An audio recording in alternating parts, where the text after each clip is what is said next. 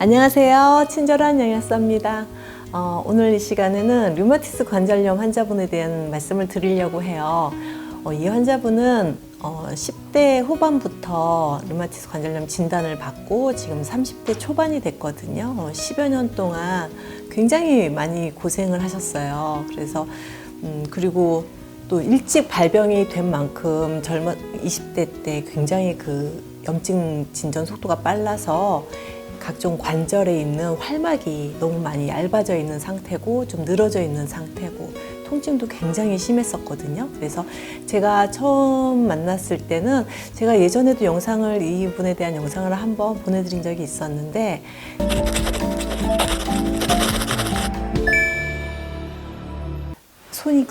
손 자체가 쥐어지지가 않고 쥐어지지 않는 것뿐만이 아니라 손이 이렇게 반듯하게 펴지지가 않고 옆으로 휘어지는 그런 상태까지 가 있던 환자분이 최근에는 정말 많이 좋아지셔서 생활하시는 것도 별 불편함이 없으시고 또 약도 많이 줄여가시고 이런 과정에 대한 말씀을 드리려고 합니다. 오늘은 이제 수치 중심으로만 어떻게 염증 그 수치에 대한 변화가 있었는지에 대해서 말씀을 드리도록 할게요. 처음에 제가 거의 한 2년 정도 된 것 같아요. 2년은 좀 안 됐는데 처음에 상담을 했을 때 ESR이 120이 나왔어요. ESR은 뭐 제 영상 보시는 분들은 많이 아시죠. 적혈구 침강 속도라 그래서 류마티스 관절염 환자분들의 염증에 대한 그 정도를 나타내는 가장 정말 많이 쓰이는 수치가 ESR이거든요. 근데 이게 120이라는 수치가 그러면 어느 정도 높은 것일까? 정상 범위는 0에서 20을 정상 범위로 기준을 삼고 있고요. 그런데 20도 높은 거고요. 보통 건강하신 분들의 ESR은 거의 0에 가깝습니다. 그래서 정상 범위도 0부터 시작을 하는 거거든요. 거의 없어야 돼요. 그런데 한 10만 좀 넘어가도 20 가까이만 돼도 염증이 어딘가 진행되고 있다라고 판단을 하셔야 되는 수치가 ESR인데 무려 120이 나왔어요. 보통 좀 심하신 경우에도 뭐 50 안팎 그리고 보통 30 안팎 이 정도 되시는 분들이 많고요. 100이 넘어가는 경우는 그렇게 흔치는 않은 것 같아요. 그런데 이 120이라는 수치가 그냥 나이브하게 진단받았을 때의 수치가 아니고요. 무려 MTX 일주일에 한 번씩 드시는 약, 노란색 약이 있거든요. MTX를 7알을 드신 상태고 스테로이드를 드신 상태고 또 항류마티스 약제, 소염 진통제까지 정말 풀 세팅을 해서 드신 상태에서 잰 게 120이에요. 그러니까 아무리 약물을 높게 먹어도 이게 조절이 안 된다는 뜻이겠죠. 그런데 그렇다고 해서 이 120알을 낮추기 위해서 MTX를 뭐 9알, 10알 처방을 할 수도 없는 거고 스테로이드를 이렇게 장시간 더 고용량으로 쓸 수가 없기 때문에 더 이상의 약물이 갈 수 있는 약물이 다 갔고 그래서 통증을 이겨내고 살아가시고 있었던 상황이었습니다. CRP 같은 경우는 0.69, ESR에 비해서는 조금 그래도 그렇게 많이 높지는 않은데 보통 0.3 정도까지를 정상 레인지로 보고 있습니다. 그리고 RA 팩터라 그래서 류마티스 인자가 192가 나왔는데 이분 같은 경우는 되게 특이하게 또 항CCP 항체가 굉장히 높아요. 500이 넘어가는. 너무너무 중증인 상태에서 이분이 과연 정말 좋아질 수 있을까? 저도 많이 신경을 써드리고 노력해야겠다는 생각을 가지고 있었던 환자분의 사례입니다.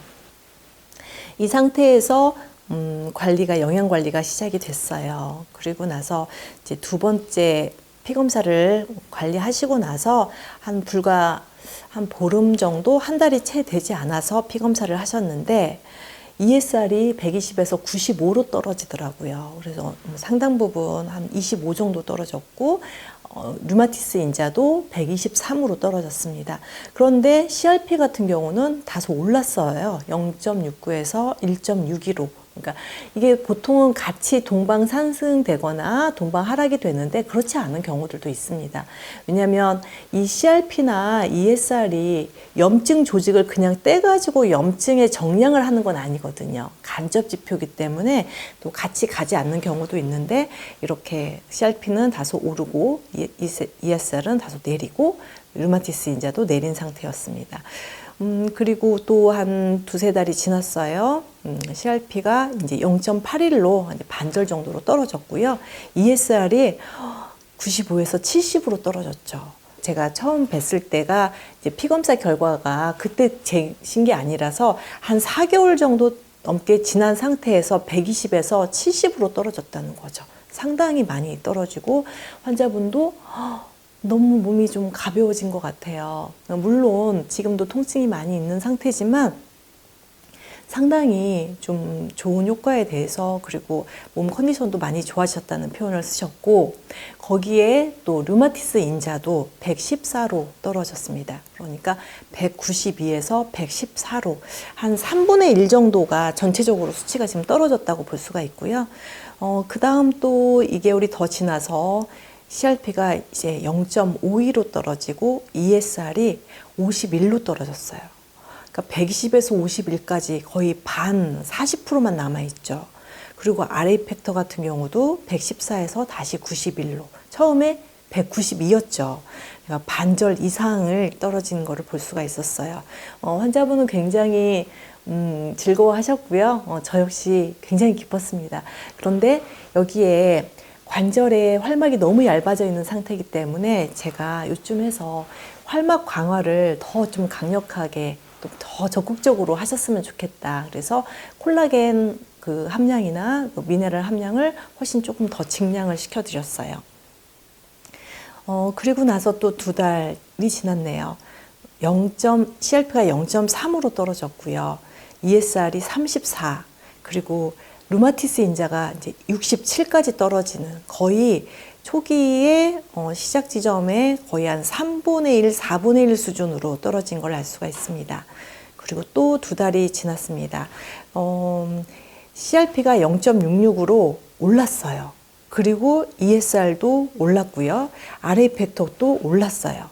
그런데 이 시점에서 무슨 일이 있었냐면요. 환자분이 컨디션이 너무 좋아지시니까 MTX를 그냥 임의적으로 아예 그냥 중단하신 거예요. 그러면서 수치가 다소 올라갔더라고요. 그런데 이제 제가 그때 말씀을 드렸어요. 이렇게 갑자기 몸이 너무 좋아지셔서 이제 안 아프시다는 거예요. 그래서 다 끊어보고 싶다. 약이 너무 지긋지긋하다. 이런 말씀을 하시면서 약을 다 끊으셔가지고 수치가 지금 올라갔습니다. 그런데 이제 이런 경우는 천천히 그리고 병원의 그 교수님하고 상의해서 조금씩 내려가야지 이렇게 한꺼번에 끊으시면 안 된다는 말씀을 제가 드렸었고요. 그리고 나서 또 어느 정도 MTX를 다시 좀 드시라고 말씀을 드렸고, 그래서 다시 이제 2달 후에 검사를 했을 때는 다시 CRP가 0.42로 떨어지고 ESR도 그 MTX 끊기 전에 수치 정도로 32로 떨어지고 RF도 류마티스는 65로, 그러니까 한 다시 두 달 전으로 이제 거슬러 올라간 상태죠. 그런데 요때 이제 병원에서 스테로이드는 이제 중단해도 되겠다 이렇게 말씀을 하셨고요. 그리고 나서 한참 후에 검사를 하셨어요. 이제는 검사가 그렇게 막 2달, 막 석 달에 한 번씩 하시는 게 아니라 조금 더 텀을 두고 검사를 하셨는데, 요때 좀 관리를 좀 적극적으로 이렇게 완전히 했어야 되는데 조금 느슨하게 하셨어요. 왜냐면 몸이 좀 좋아지면 환자분들이 또 심리가 그러세요. 병원 약만 끊고 싶은 게 아니라 영양제 용량도 좀 줄이고 싶은 게 다 인지상정이잖아요. 영양제를 많이 좀 줄여 가셨고 띄엄띄엄 드셨어요. 그래서 CRP가 1.15로 다시 올라갔고 ESR은 그래도 38로 유지를 하고 계셨고요. 류마티스 인자는 또 다소 많이 떨어져서 40까지 떨어졌습니다. 그리고 나서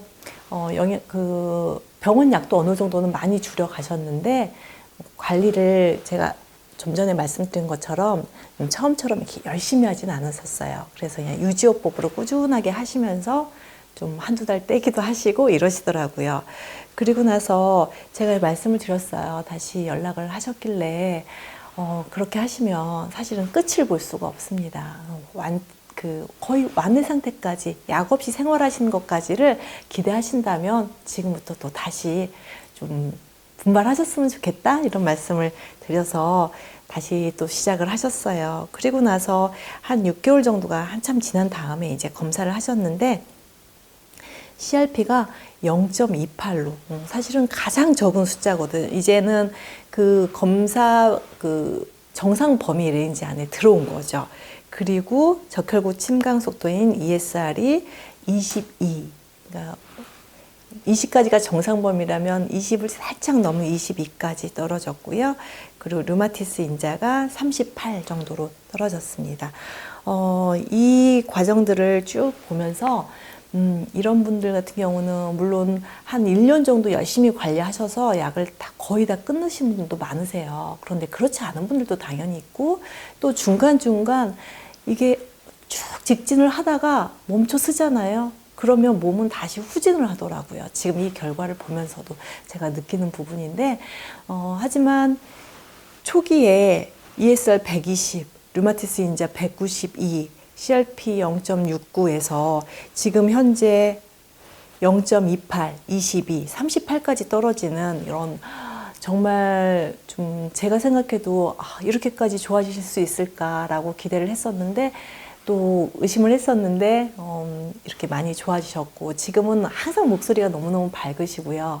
그리고 손가락 쥐어주는 것도 잘 쥐어주시고 물론 연골이 약해진 부분에 대한 거는 아직도 계속 우려를 하고 있지만 다시 또 열심히 분발하셔서 이렇게 관리하고 계시는 분의 사례를 오늘 드렸습니다. 환자분들 상담할 때마다 나는 얼마나 걸려요? 이렇게 질문을 대부분 다 하시는데 사실은 저도 얼마나 걸릴지 말씀을 드릴 수는 없어요. 하지만 지금보다는 나은 삶을 꿈꾸는 건 분명히 약속을 드릴 수가 있습니다. 류마티스 관절염 환자분들 너무 우울해하지 마시고 또 새로운 방법으로 분명히 지금보다는 나은 삶을 꿈꿀 수 있는 그런 방법이 있다는 것을 오늘 말씀드리기 위해서 준비했습니다. 경청해 주신 여러분 감사드립니다.